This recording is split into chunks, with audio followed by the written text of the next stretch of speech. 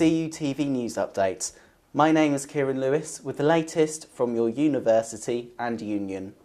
Last week, the Students' Union held events to mark Housing Week. Advice was given on a number of issues, including tenants' rights, not rushing into finding a property, and top tips for getting the most out of student housing. CUTV spoke to Owen Conway from Cardiff Student Letting, who said freshers should not rush into signing a contract. Most important thing is not to rush, don't feel pressured. There's more houses than there are students, so there's plenty of property to go around. There's no point in rushing, especially if you're not sure. He added that there are plenty of suitable properties in student areas. There's more than enough houses to go around. There's lots of houses that come on later in the year. There's lots of houses that get refurbished next summer, and then there aren't people around looking to take them. So there's more than enough property available there. Obviously, other agents want to get students signed up as quickly as they can, and so therefore it's easy to say there aren't enough houses, but that's not the case. He also gave advice to current tenants about what they should expect from landlords and letting agencies. If you're having a viewing, how much notice does your landlord or letting agent need to give you?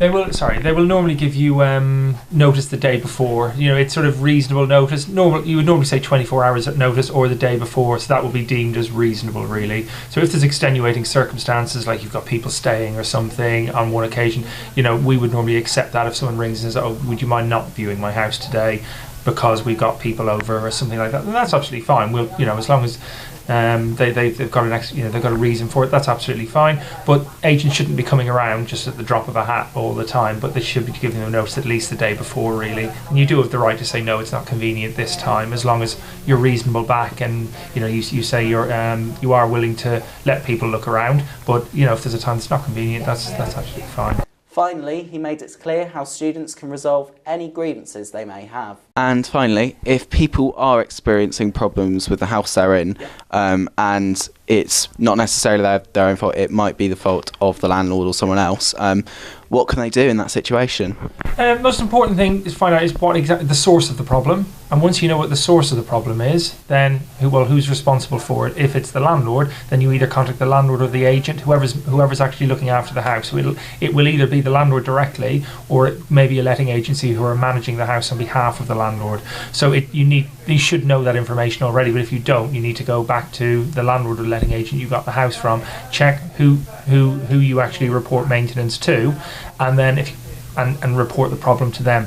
But the most important thing in the first instance is to identify where the problem is coming from and report it to either the landlord or the agent, whichever one is the person you've been told you need to report it to, and they will then get it looked into for you. Monday saw a World AIDS Day light show at Cardiff University. The LGBT+ Association, Emphis Network, SHAG and SVC organised for the main building to be lit in red to spread awareness of the prevalent disease. We've got our student support centre. Within that, we've got our health team from our students' point of view. And I think there is still a large amount of stigma that's attached to HIV and to AIDS. And I think if we're going to get round that stigma, what we need to do is encourage people to talk about it. That's one of the main reasons why we've put so much time and effort into this evening, because it's about raising this profile. It's about making people remember that AIDS is still current, it's still an issue, it's still something that matters. And if we can encourage students to talk about it, we again look to another generation and we say, do not let this continue, you know. And particularly when you look at that statistic of 1 in 5 people who have HIV plus are undiagnosed, that is scary. That is scary that people are walking around and don't even know that they have HIV and may well be giving it to other people. You know, it's part of what we need to do to make sure people are aware of the risks. To celebrate the 450th anniversary of Shakespeare's birth, Cardiff University Libraries held a week-long Shakespeare 450 celebration this week. The libraries hosted Shakespeare-themed displays as well as competitions throughout the week. So what we've done is each site is putting together a demonstration of what their collections have in relation to Shakespeare. So where we support journalism and media studies, so we've gone down the film angle. We're asking everybody to vote for their favourite Shakespeare play. So far, I think it's Midsummer Night's Dream is winning here. There'll be a prize in each site for somebody that's voted, and an overall prize as a ticket, a voucher for a theatre tickets and things, so that would be quite nice.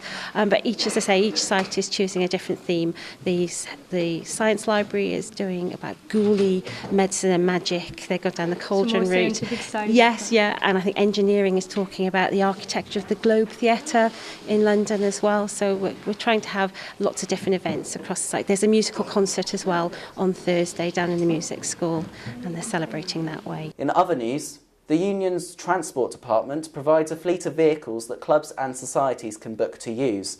But is there any need for reform in how the service is run? We spoke to some students and Steve Wilford from the union to find out what they had to say. The main thing I think we could be improved on is the method by which we book. At the moment, we can fill out their forms and then they get back to us. I tend to just email through and ask. But I think if the system was set up in the same way that you book rooms in the 4th floor of a students' union here, it would be a lot better. The uni is really good with sports and pushing for sports transport, but I think like it's definitely like a big thing for societies, because we can get so much more into university stuff with lots of different societies, not just Airsoft, but lots of other ones that like there might be other unions that have clubs going on that they might not be able to do that so far, but if we like maybe organise that and we're more able to organise the transport and stuff, we might be able to get more societies going and like bigger fan base, if you will. What advice would you give societies that are trying to book vehicles in the future? Really, the best bit of advice I can give is to say book as far in advance as you can. We have an 8-week booking window, so you can book up to 8 weeks in advance, and it's fairly rare for a group that's organised and prepared to approach us and say we'd like a vehicle in 8 weeks' time, and they don't get that vehicle. So if they're booking far enough ahead, they should be okay. That's it for this week. CUTV News will be back next week with more updates from around campus. To get in touch, tweet using the hashtag CUTV News.